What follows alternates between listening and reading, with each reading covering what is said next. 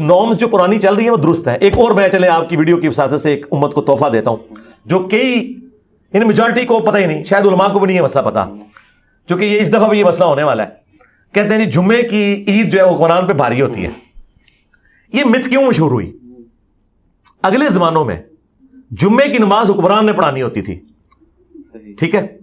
जुम्मे की नमाज के लिए वो घर से बाहर निकलता था, बाकी नमाजें तो घर में उन्होंने अंदर मस्जिदें बनाई होती थी, जिस तरह अभी भी वजीर आजम हाउस में और प्रेसिडेंट हाउस में बनी हुई है। लेकिन जुम्मे में उसने पब्लिकली आके खिताब करना होता था, और ईद में भी। ये दो मौके ऐसे होते थे, वो वनरेबल होता था, कोई उस पर दूर से तीर चला सकता है, लाइफ थ्रेट होती थी। तो इसलिए हुक्मरान की कभी ख्वाहिश नहीं होती थी कि जुम्मे वाले दिन ईद आए कि एक दफा सुबह वनरेबल हो। अगर सुबह का चांस निकल गया कातलीन का तो कहने के दिहाड़ी तेने आना ही है जुम्मे टाइम, हूं ना सीनू छड़ दे। इसलिए वो कोशिश करते थे कि जुम्मे की ईद ना आए। वो ये नहीं होता था कि कोई और ऐसे कोई अजीबो गरीब किस्म का, जैसा कहते हैं काली बिल्ली रास्ता काट दे, तो वो ये तवहमात नहीं थे। ये रियल प्रॉब्लम था हुक्मरानों के लिए कि वो दो दफा एक्सपोज होते थे पब्लिक में। इसलिए वो कहते थे जुम्मे की ईद जो है ना ये बड़ी भारी है हुक्मरान के ऊपर, कि एक दफा सुबह अगर कोई उस वक्त बैठा हुआ है दाग लगा के और वो नाकाम हुआ है तो यकीनन जो उसने कमजोरी ओवरकम कर लेनी है जुम्मे के टाइम, कि हाँ हूं आ जा। इसीलिए आप देखें सही मुस्लिम में आता है हजरत मुआविया रदी अल्लाह ताला अन्हु ने, चूंकि देखें उनसे पहले 3 खुलफा चीपली शहीद कर दिए गए। हजरत उमर को मस्जिद में शहीद किया गया, हजरत उस्मान को घर में, हजरत अली को भी मस्जिद में जाते वक्त। तो हजरत मुआविया ने मस्जिद में जाना छोड़ दिया था।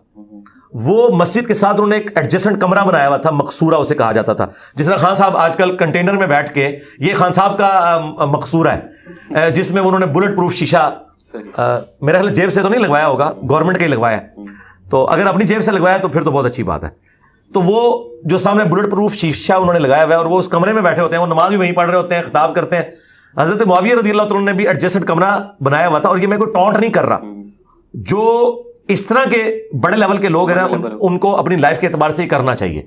वो नबी इस्लाम को अल्लाह ने गारंटी दी थी, वल्लाहु यासिमुका मिनन नास। वरना इस आयत से पहले नबी इस्लाम ने भी अपने बॉडीगार्ड रखे हुए थे, बॉडीगार्ड्स थे नबी इस्लाम के, खेमे के बाहर पहरा देते थे। ये कोई ऐप वाली बात नहीं है सिक्योरिटी को मैनेज करना, ऊंट को बांध के अल्लाह पे तवक्कुल करना है। तो हज़रत मुआविया ने वो अपना कमरा बनाया था, वो नमाज उस कमरे में पढ़ते थे, जुमे की भी ईद की भी। वो एडजेसेंट था ताकि पब्लिक में एक्सपोज ना हो। ज़ाहिर है खारजी अलग से उनके मुखालिफ थे, शियाने अली को भी उन पर बड़ा गुस्सा था, फिर उनकी अपनी हुकूमती पॉलिसी से भी लोग तंग थे। इसलिए उन्होंने सुकून से 20 साल जो गुजारे हैं वो इस वजह से गुजारे हैं कि उन्होंने अपने सिक्योरिटी में ये बड़े किए हुए थे। अच्छा, ये जो मुझे बार बार कहते हैं ना कि जी ये अपने धड़बे से बाहर नहीं निकलता, तो मैं हज़रत मुआविया की सुन्नत में अमल कर रहा हूँ यार, रज़ी अल्लाह तआला अन्हु।